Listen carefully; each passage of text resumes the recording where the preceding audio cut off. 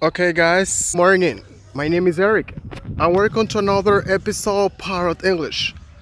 And today, I'm going to talk about more history from Dominican Republic. Ozama Fortress, Tower Homage. Situated in the latest street, it is the oldest fortification in the Americas. It takes its name from the river Ozama which flows by its walls to the Taino-Ozama rivers of the waters.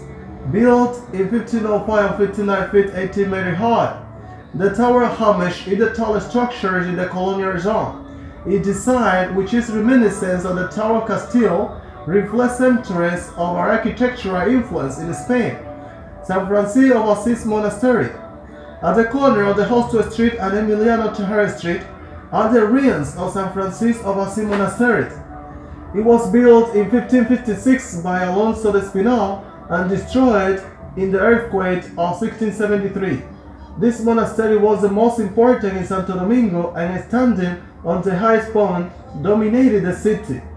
Church of the Jesuit Fathers and National Vault.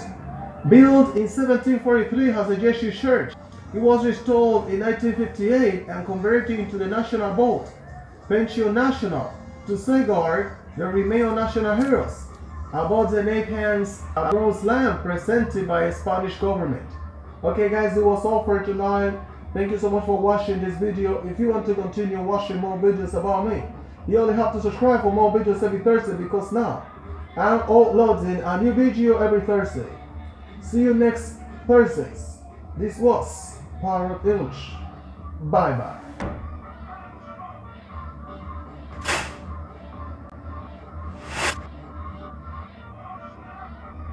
In this part, we are thinking to cut all the grass and put a pavement in order to land a helicopter. And we are thinking to those farther away part to make a track or airport for landing aircraft, airplane. But only near to the house. All this part that belong to us is to put a H in the middle in the pavement for landing helicopter.